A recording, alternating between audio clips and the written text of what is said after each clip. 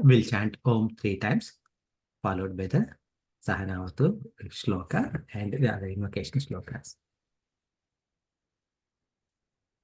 Om.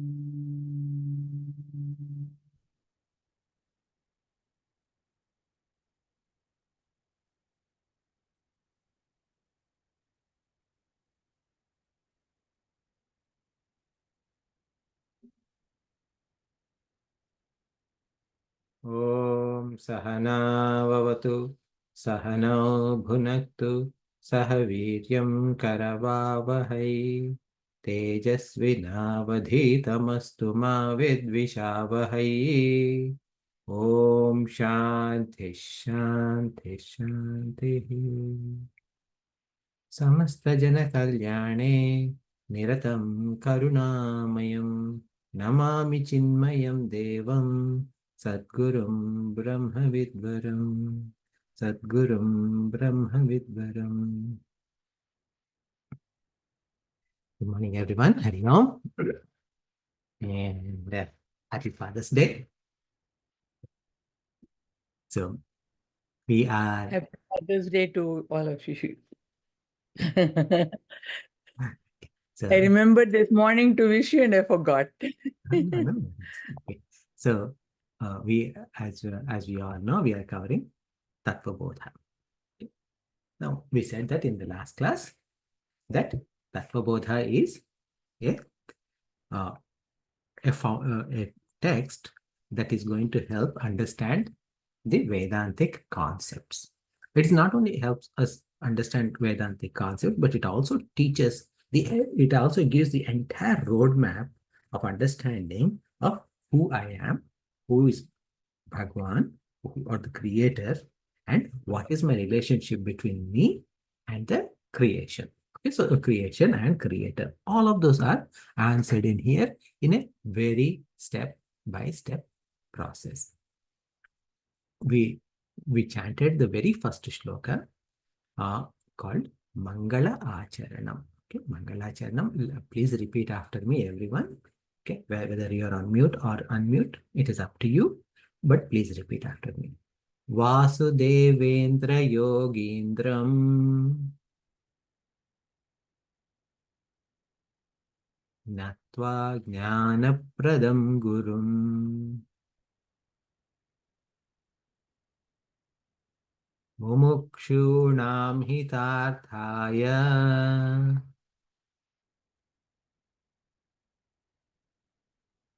Tattva Bodho Vidhiyate.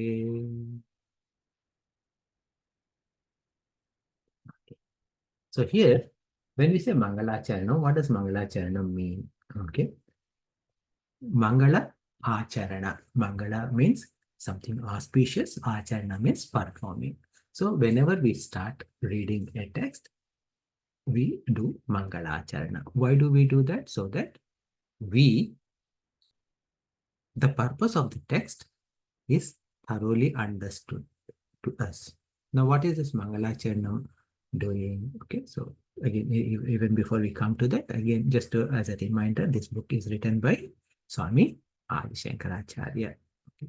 And the Tattva Bodha is what we call as Prakarana Grantha. Prakarana Grantha means there are several texts, Vedantic texts, and in those Vedantic texts, there are several different topics are covered, and those original Vedantic texts are the foundational Vedantic texts are primarily Upanishads, which are part of Vedas.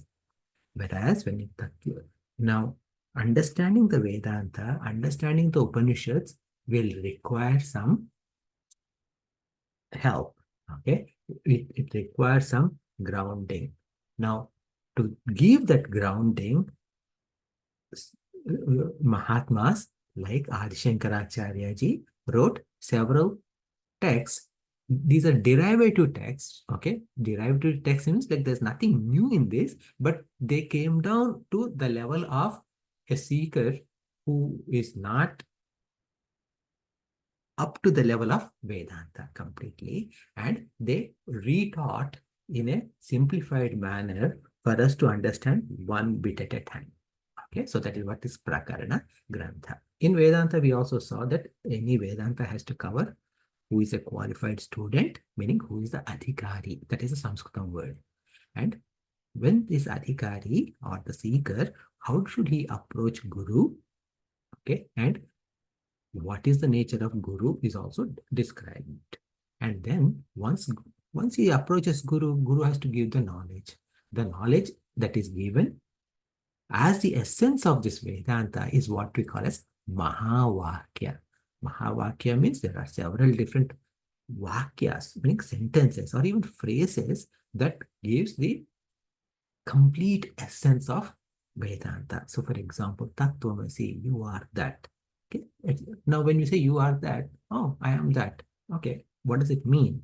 Oh, what is the Tat? What meaning that means? What is you mean?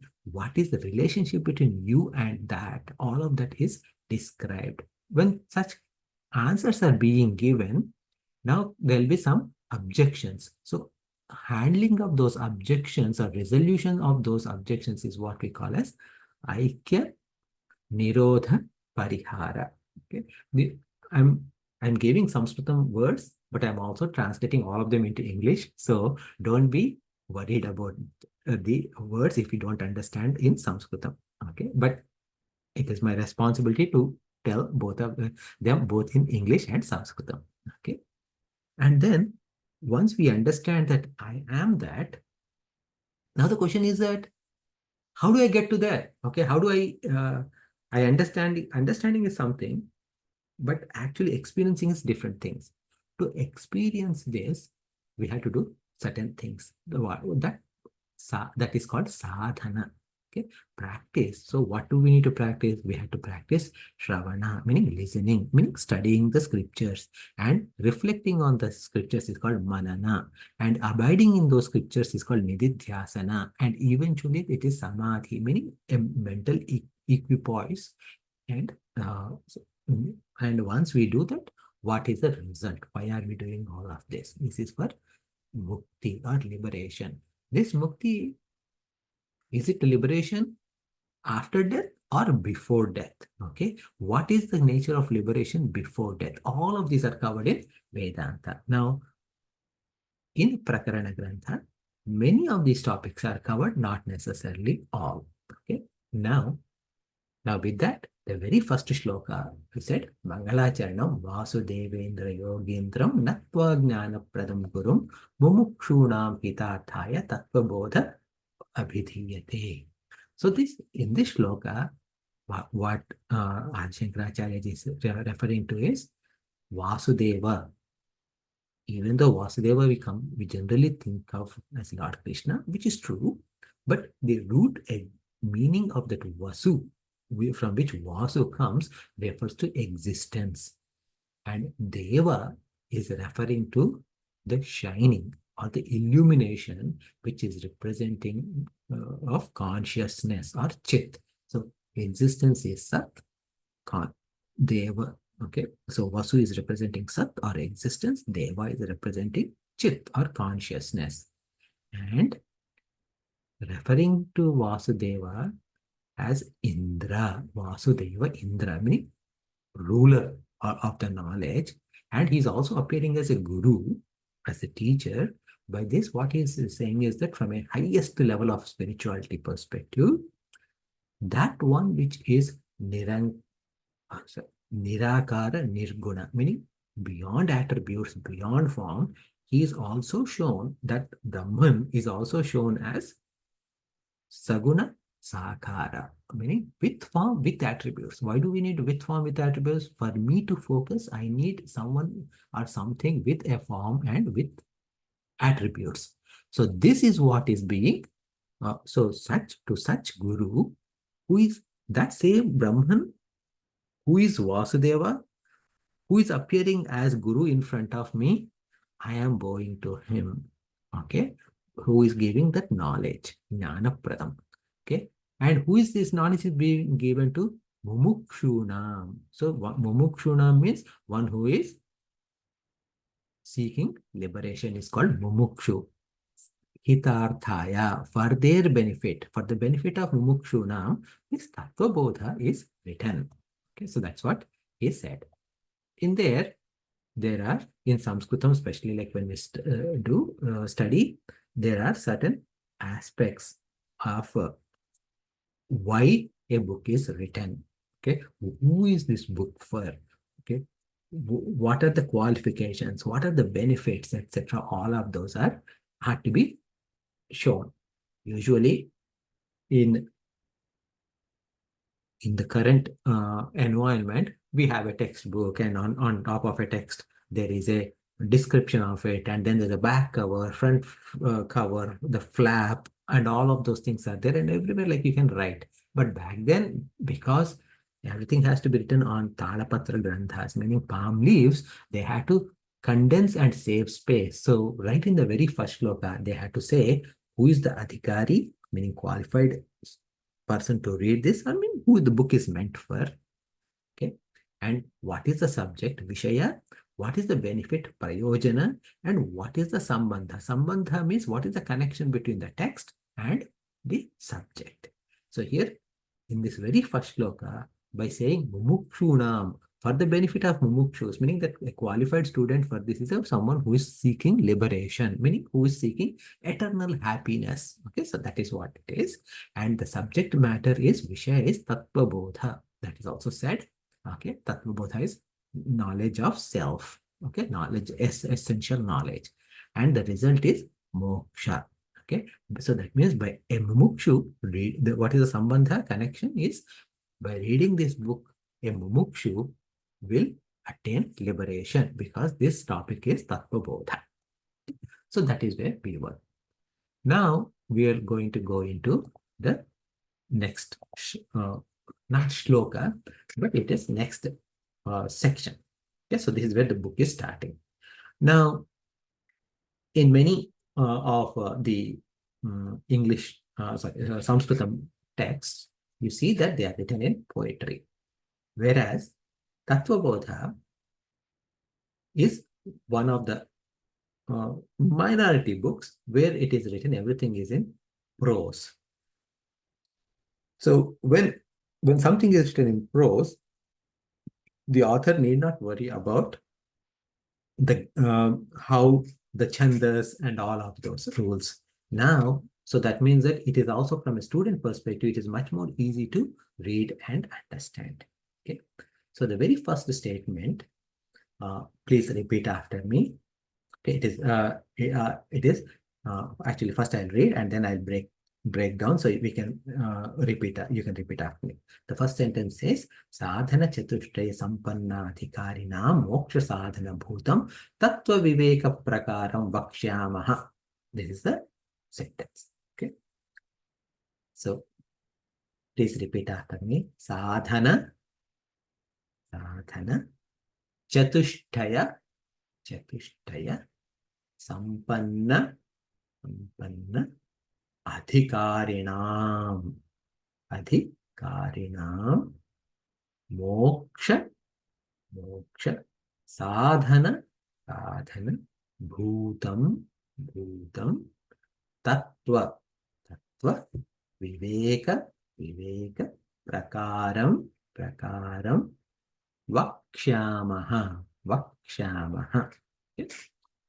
So what is the sentence doing? Okay, so before we go into sentence, the actual understand the sentence, let us understand that there is this sentence is called as Vastu Sangraha Vakya. Again, another Sanskritam term. What does it mean? Vastu Sangraha Vakya. Vakya means, by now most of you must have known, is sentence. Sangraha means comprehensive, okay, complete, okay, without anything missing. Okay, so that is Sangraha. Vastu means, sometimes we call objects as vastus in some colloquial languages. Okay, so but here vastu means this is referring to that object which is in your hand. So that means the topic that is in my hand is Tattva Bodha, right? So this Tattva Bodha, the entire comprehension of this Tattva Bodha is given here. Meaning, what is this text covering? That completely has been completely given in here. So it is, if you think about, it is the essential summarization of entire text. So the previous shloka was talking about who is this book for, what is the benefit and all of that. Whereas this Vastu Sangraha Vakya is summarizing the entire text. How is this entire text is summarized in here? So if you have the text in front of you, you can see there are Sadhana Chatushtaya Sampannadhikarinam. This is one word. Moksha Sadhana Bhutam is second word. Tattva Viveka Prakaram is the third word. Vakshamaha is the fourth. Okay. Vakshamaha is simple. Vakshamaha is being taught by us. Okay. So we'll come to that point later. So first, actually, we can start there also. Vakshamaha. Now here, when Vakshamaha is in Sanskritam is a plural. Now, author is saying, we are going to teach blah, blah, blah, blah. What is a blah, blah, blah? We will come to that. Okay. Why is he saying we? Okay. Because, yeah, does it mean Shankaracharya has got a co-author or maybe a ghost writer? Okay, where he's referring to we. Or maybe at least in some Hindi, in Indian languages, right? Whether it is a Hindi or South Indian languages, uh, when you talk to someone in a respectful manner, you use plural. Like, for example, even if you're talking in Hindi, if you refer to someone, what do you say in a respectful manner? Aap. Aap can be one or two. Okay, aap will be plural. Similarly, in Telugu or Tamil, in Telugu we'll say Miru. Miru means again plural. Okay, it could be one person or many. In Tamil, I think it is Ninga. Like that, in every language, when we use plural, that means sometimes out of respect, we use plural even for a single person. So now the question is that whether Shankaracharya is giving himself that respect and he's referring to himself as hum as opposed to me. Okay, he's using we instead of I. That is not the case. Okay, Akshamaha, we shall expound. When he is saying that, what he's referring to is that this knowledge is not coming from me as Shankaracharya. Rather, it is coming from entire Guru Parampara. Entire Guru Parampara starting from Sadashiva. Okay, Sadashiva. In our Advaita tradition, we say Sadashiva Samarambham Shankaracharya Madhyamam Asmadacharya Paryanta Vande Guru Paramparam. So that means in our tradition, we say that starting from Bhagwan Shankara himself, okay, or Shivji himself, to Adi Shankaracharya ji, to my Guru, we go to entire Guru Parampara. Now, similarly, in other traditions, in other traditions, we also say that starting from Vishnu Bhagwan. So it doesn't matter whether it is Vishnu Bhagwan or Shivaji or anyone, but it is the entire Guru Parampara, in the sense the first and foremost Guru is Bhagwan himself. From the Bhagwan to my Guru, whatever they have taught, that is being said. So when I am saying these words, none of these words are mine. Okay, so this is a mark of a realized master, is saying that none of these are mine. Everything is already there. I'm just repeating what is already there. So that is the what Bhagavan Adi Shankaracharya is saying. Okay, that is Vakshamaha. Now, here I am going to teach Tattva Viveka Prakaram. What is? I'm going to teach Tattva Viveka. Who am I? Why am I teaching? Moksha Sadhana Bhutam. Moksha is liberation. Sadhana is practice, meaning bhutam. Okay, so to get to moksha, I need to do some sadhana. So I need to do something to get to moksha. Now, to do that, I need tattva viveka. I am going, and Bhagavan Shankaracharya ji, along with his Guru Parampara, is teaching this, how to get there. And who is it for? That is said in the very first word. Sadhana Chatushtaya Sampanna Adhikarinam. So in this word, there are four, in this one compound word, there are four words. Sadhana Chatushtaya Sampanna Adhikarinam. Now we kind of understood, oh, sadhana means practice. Okay. Now, Chatushtaya. Chatushtaya means fourfold. Okay. Sampanna. Sampanna means, sampada means wealth. Okay. Adhikarinam. Adhikarinam means one who is owner, one who is possessed. Okay. So that means one who has possessing a sampatti, which is called sadhana chatushtaya. So that means a person who has mastered sadhana chatushtaya, that person, for him to reach liberation, I am going to teach that we are going to teach Tattva Viveka. That is what Adi Shankaracharya is saying. Okay. So again, please repeat after me. Sadhana Chatushtaya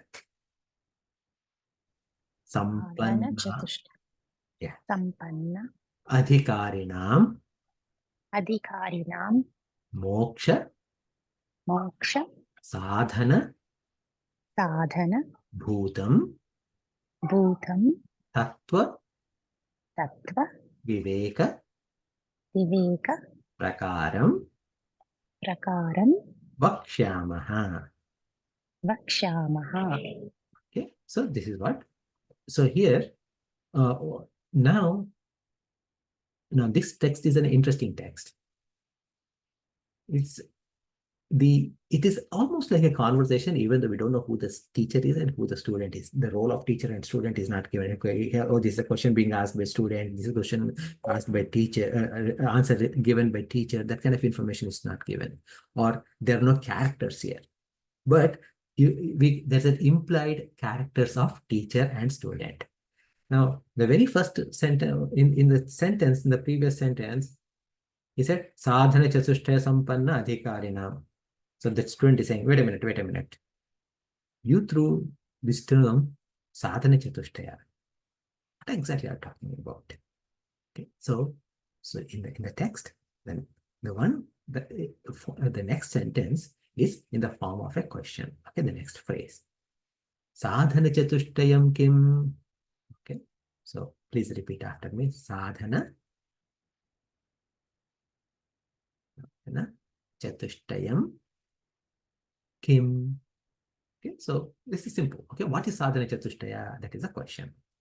Because you said four, right? So now four have to be answered. Now the teacher is answering. Oh, you asked for what is sadhana chatushtaya? Let me explain that. Now he's giving the definition for sadhana chatushtaya. Okay. If anyone can go off mute and repeat after me, that would be great. Okay. Nitya nitya, Nitya. anitya, anitya, vastu, vastu, vivekaha. vivekaha. Vivekaha. Nitya, nitya, vastu, vivekaha. Okay, so this is the first one. Okay, nitya, nitya, vastu, vivekaha. This is the first one. Nitya, nitya, vastu, viveka. Okay, that means again, ability to discriminate between what is nitya and what is anitya. Okay, again, a student is not going to leave him. Okay, please understand. Ability to difference between what is permanent and what is impermanent is nitya, anitya, vastu, viveka. Again, student is going to ask, oh, by the way, explain. I don't understand what is nitya, anitya, vastu, viveka. Okay, but right now teacher has the floor, okay? Because student has asked what is sadhana chatushtaya. So teacher has the floor and he is giving the definition for the fourfold one. First one is nitya, nitya, vastu, viveka. That is one. Again, please repeat after me. The second one is Iha. If any one of you can go on mute, unmute, that would be great. Iha, Amutra, amutra, artha, artha, phala, phala, bhoga, bhoga, viragaha. viragaha. Okay, so it is Iha mutrartha phala bhoga viragaha. Okay, Iha means here.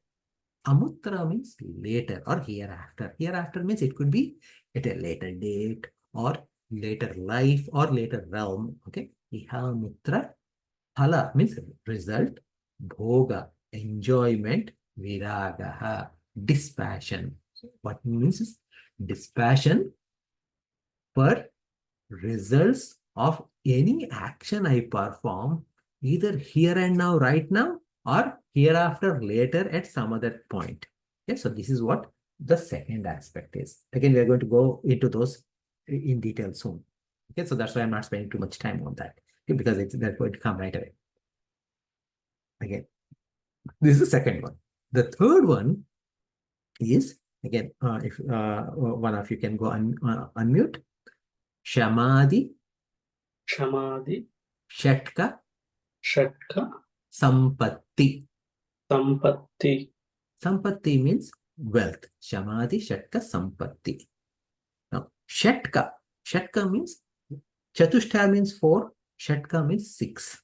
Okay? Sixfold wealth. What is this sixfold? Shamadhi. Shamadhi is actually like 2 words. Shama, Adi. Adi means beginning with.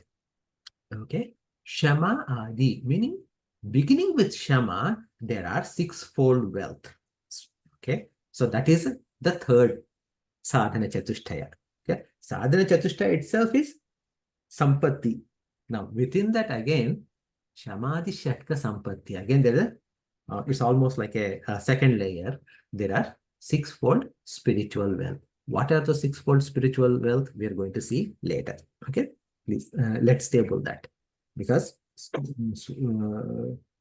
the teacher is teaching about Viveka, he is covered, Vairagya, he covered, Shamadhi Shatka Sampatti is covered. Then the fourth one is Mumukshutvam. Please repeat after me. Mumukshutvam. Mumukshatvam, Cheti. cheti. Okay. So the fourth one is Mumukshutvam is the fourth one. Now what is Cheti means? Cha iti. Okay. Iti means this. Cha means and. So usually cha is usually like in English, for example, if you want to describe 2 people, okay, name 2 people, you say Rama and Lakshmana. So and came before the last word. Similarly, if I want to say like 4 people, right? Rama, Lakshmana, Bharata, and Shatrugna. So this and is comes before the last word, right? Whereas in Sanskritam, this and comes after the last word. So this cha is equal to that and. Okay, mumukshutvam cha iti. So because you asked what is sadhana chatushtaya, these are the sadhana chatushtaya. Iti, these are the ones. Which are ones? Nitya Nitya Vastu Viveka, Ihamutrartha Phalabhogi Viragaha, Shamadhi Shatka Sampatti, Mumukshutvam.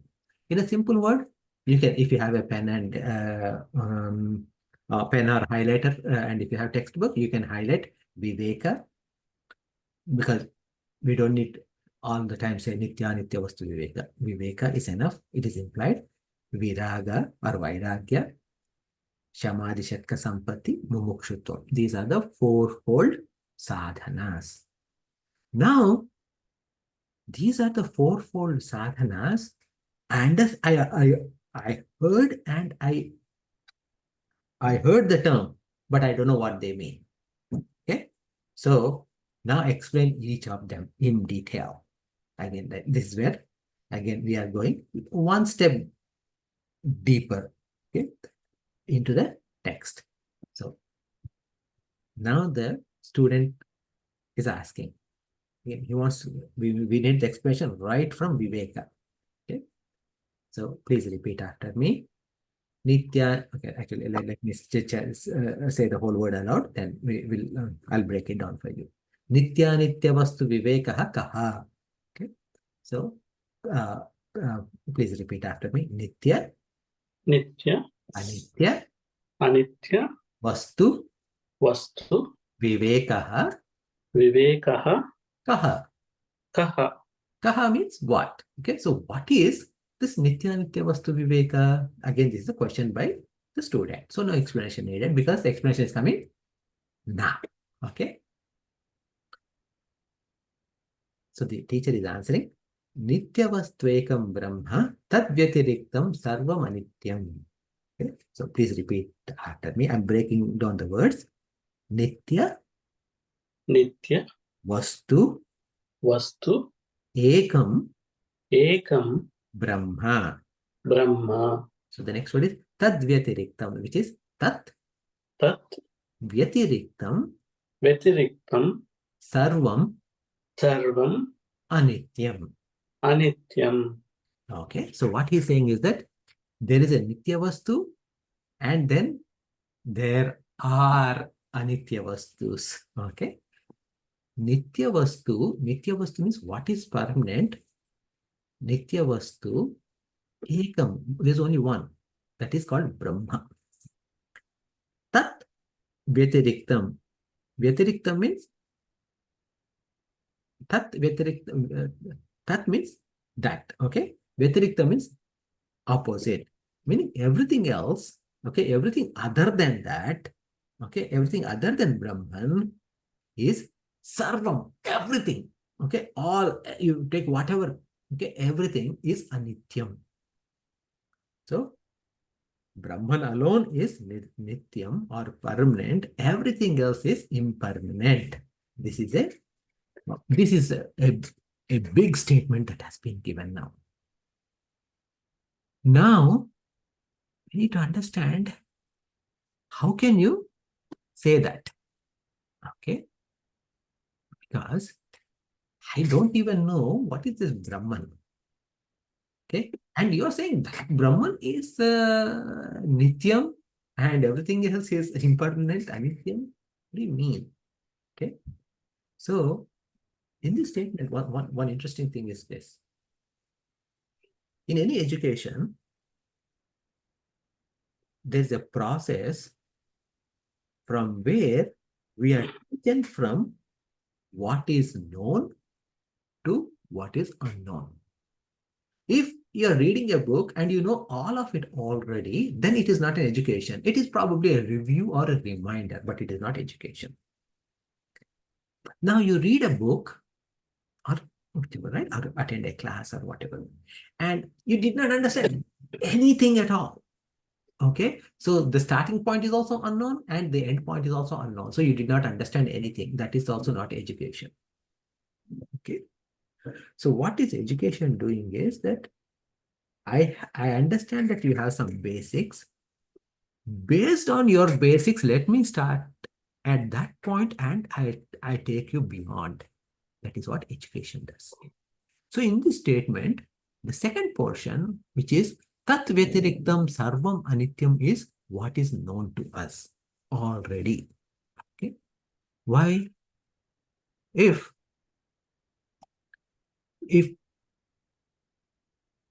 I am a human being, okay, I have a permanent job. How can you say it is impermanent?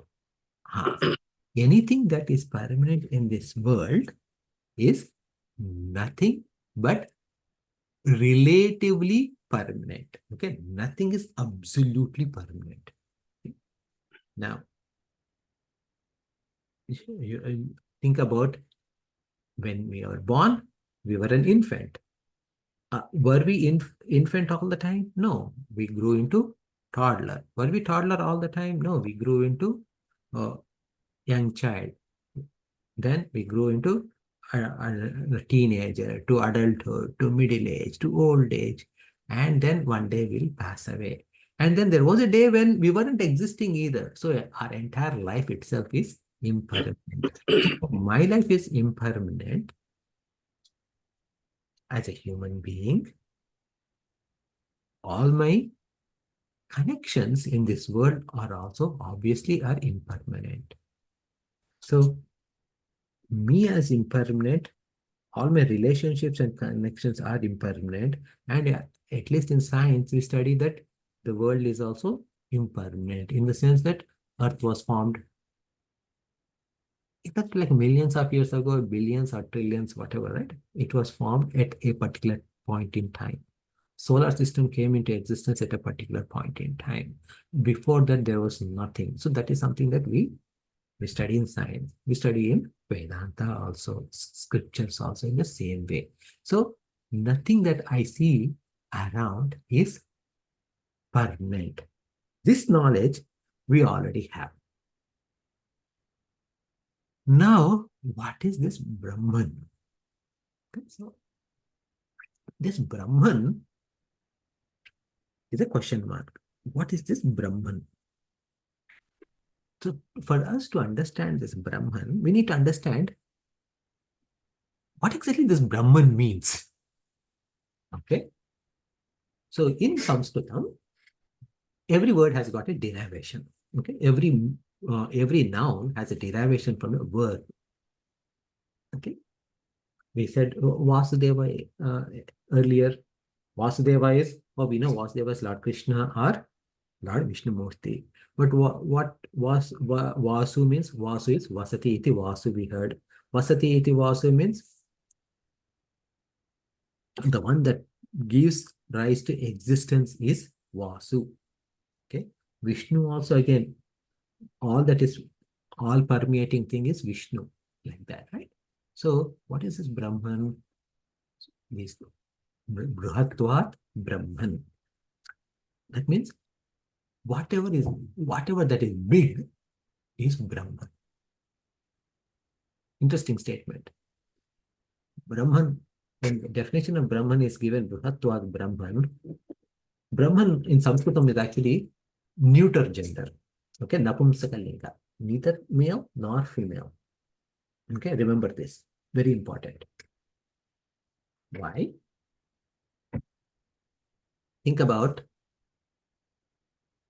so why did they use this word Bruhatvat, like Brahman, to describe God? Okay.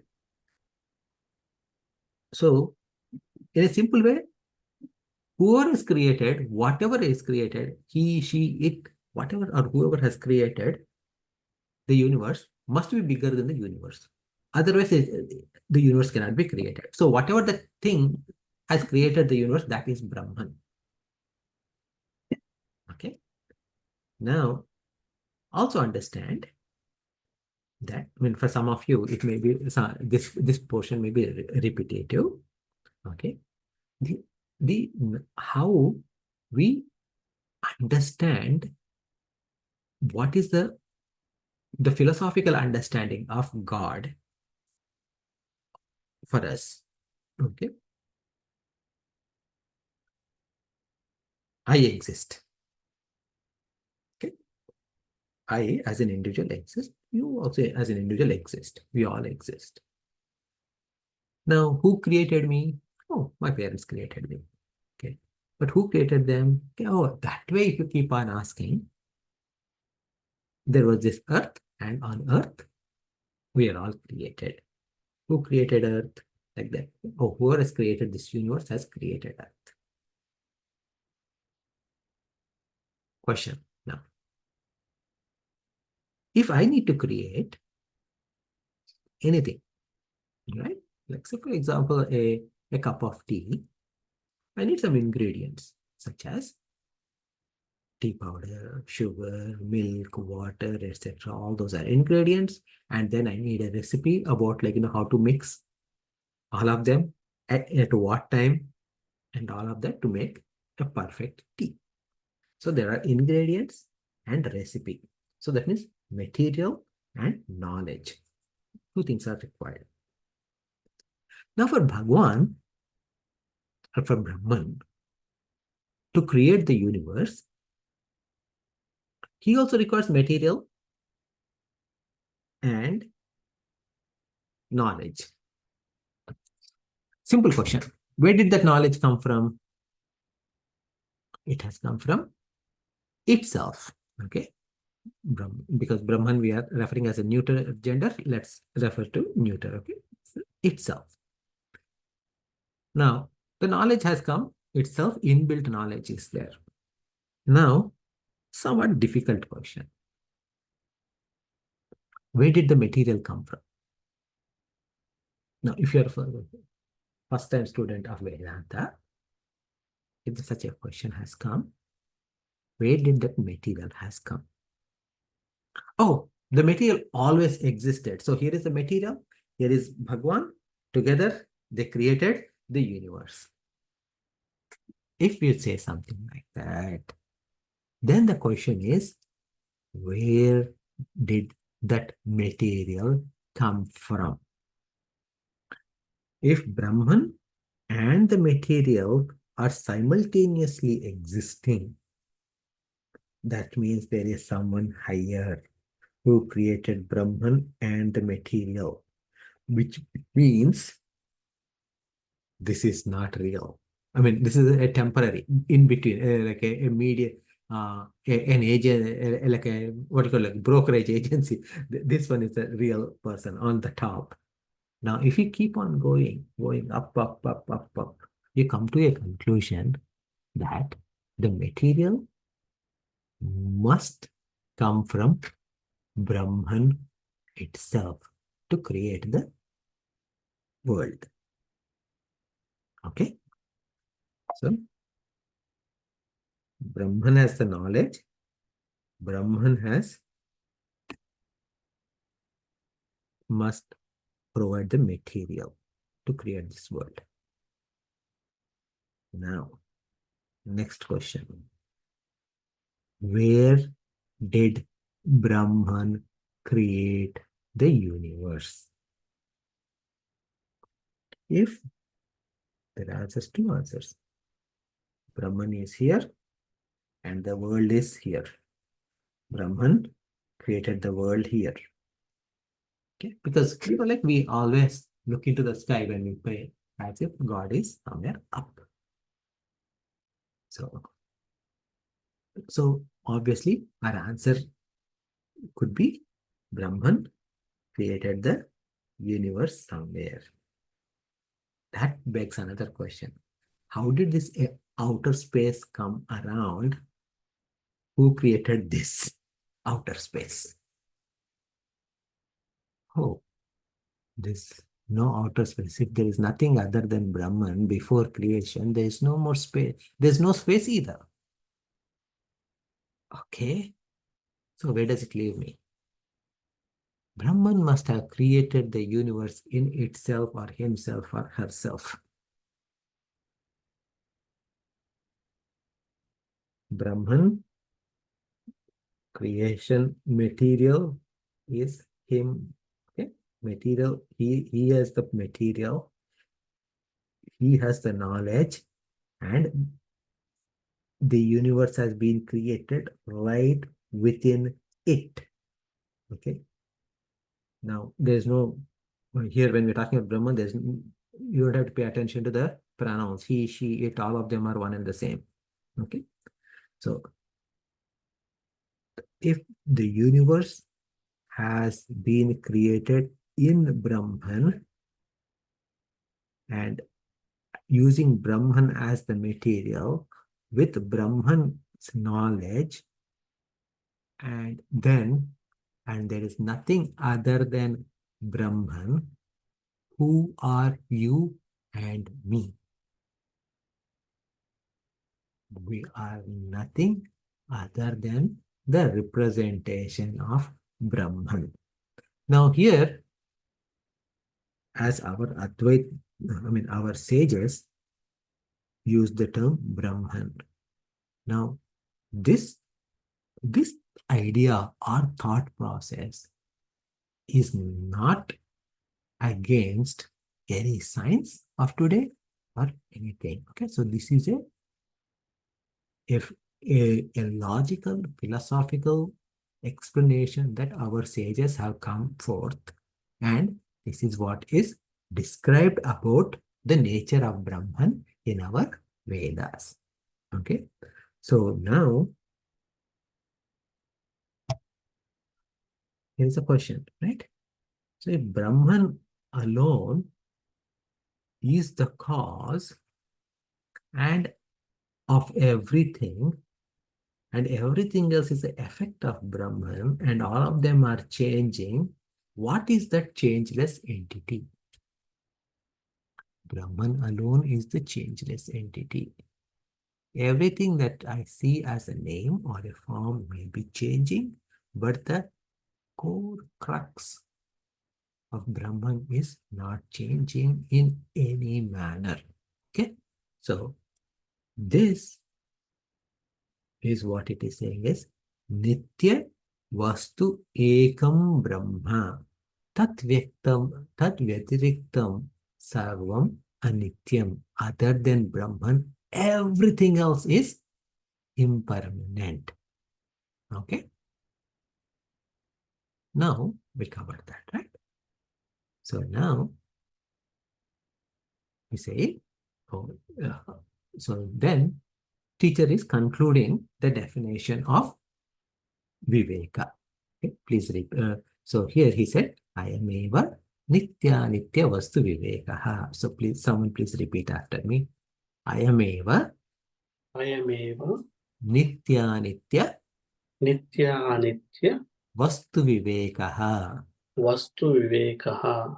So this alone is the essence of nitya and anitya vastu viveka.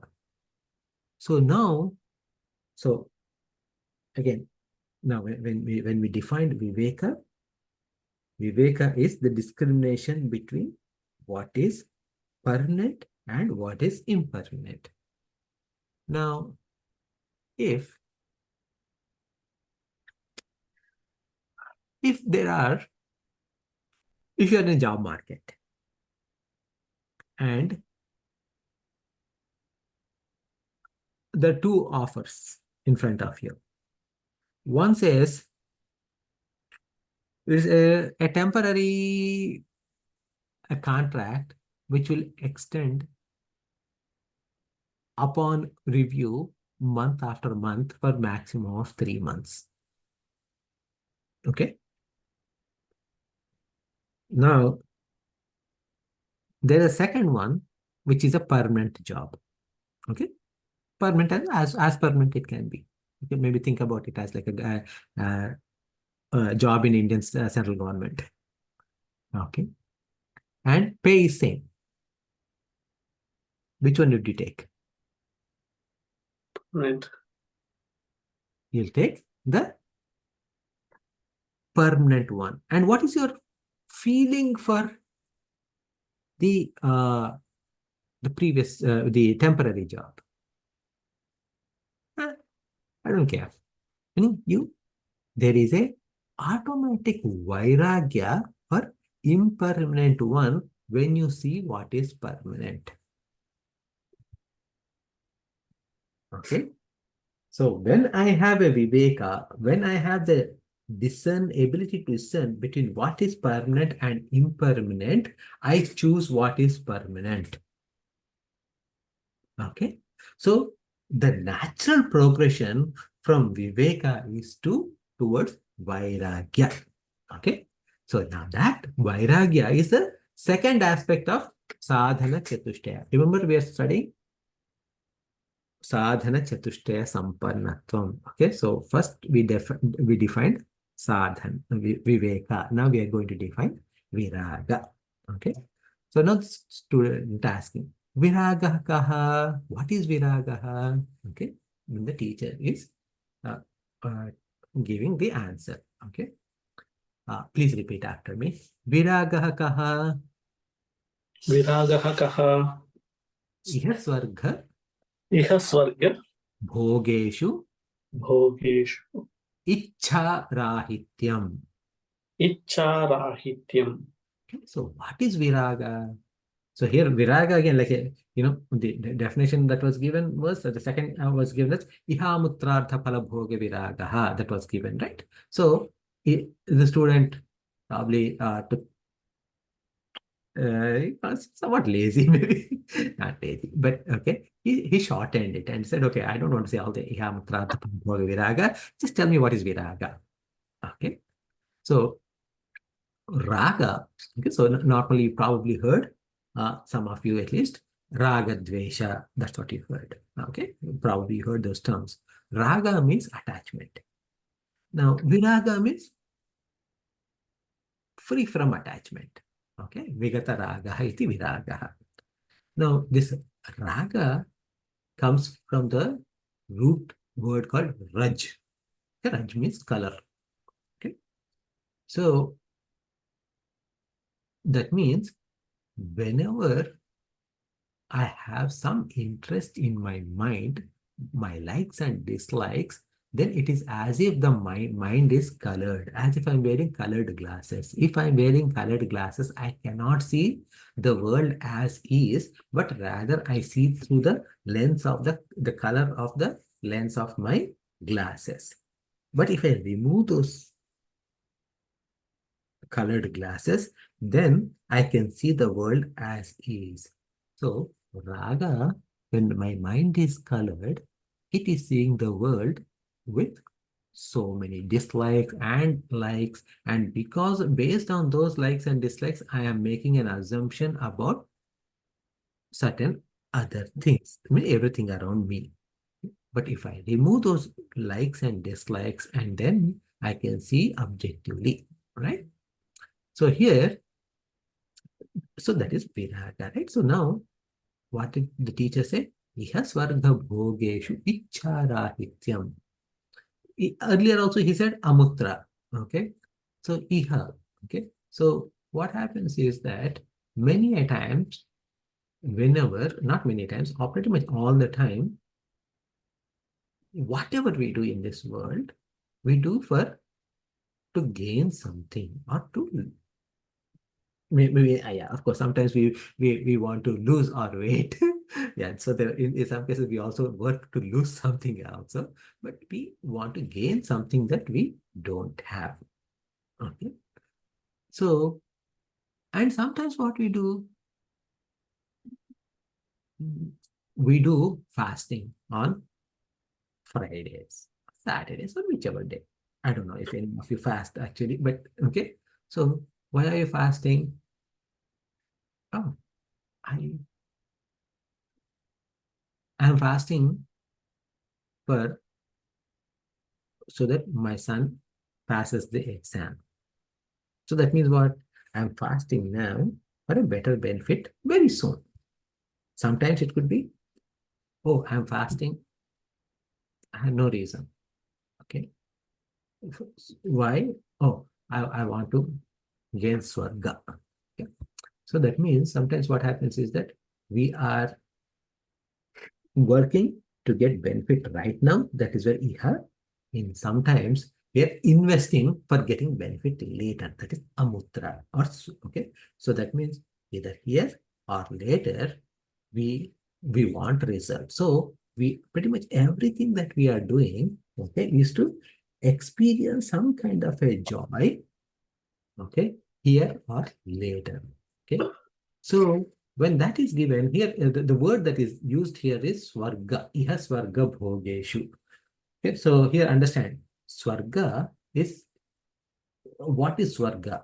Swarga is, in our Hindu scriptures, is a domain where we have better conducive environment to experience the happiness without many limitations.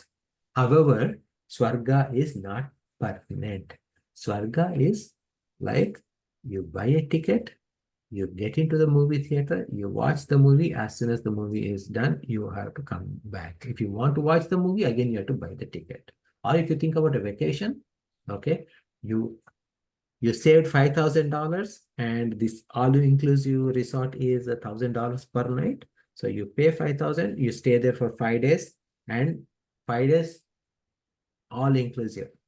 You can do whatever you want, eat whatever you want, enjoy everything. But after 5th day, we are kicked out. Okay? Well, if you have 7,000, yes, of course, 7 days, but eventually you are kicked out. So this Swarga is like that. Okay. So Swarga is also impermanent. My current life is also impermanent. Okay. So now Ichha means desire. Rahitya means absence.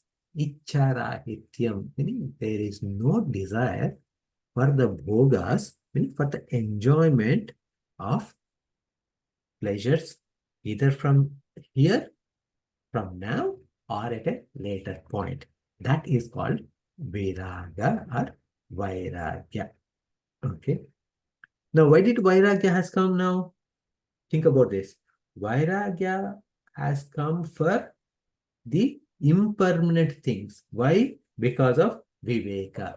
What is my Viveka? My Viveka is Brahman alone is real. Everything are permanent. Okay. Everything else is impermanent.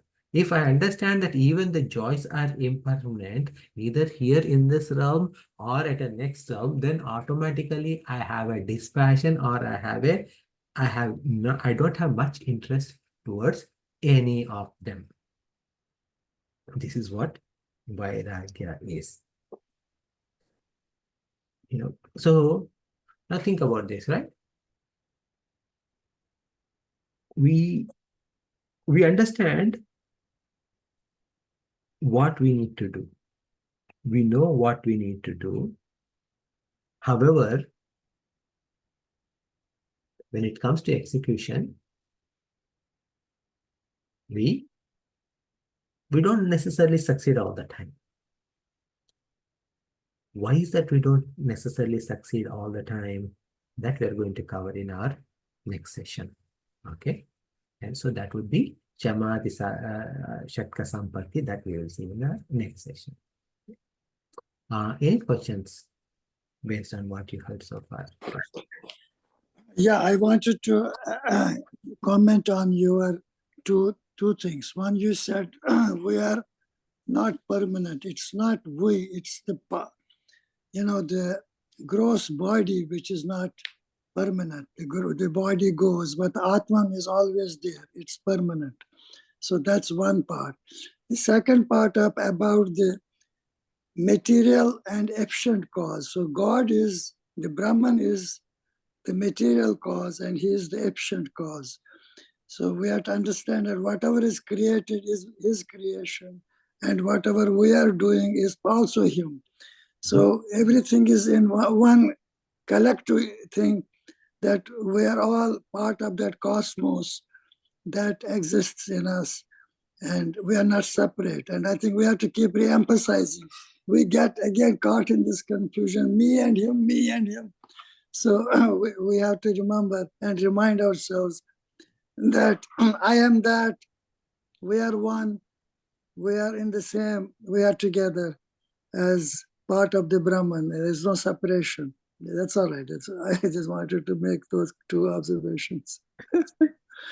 Thanks, Chanji. So, yeah, so the idea that, as I was mentioning before, right, is that me as an individual. I'm not permanent. Okay, not me as my essential. Okay, so we'll come to that point. Okay, so right now in the beginning, so here the text is taking us from the very basic level, and it is explaining one concept at a time. So we'll come to eventually we'll come to a point to understand that there is no I or you, Me. only one. Okay, that will come to probably like halfway through the text. So we are not there yet. Well, having studied so many years, Yeah. it becomes, I mean, as you said, it's at what stage we are in the process of evolution of this. Yeah. And I think the same things are repeated in one way or the other. Yeah. Essential message is the same thing that we have concluded, that I am Brahman. At the end of the day, that's the bottom line. So as we get more and more into it, I know it becomes a little more easier and easier to to encapsulate that thought. Yeah. Okay. So we'll close then. Yeah. Oh.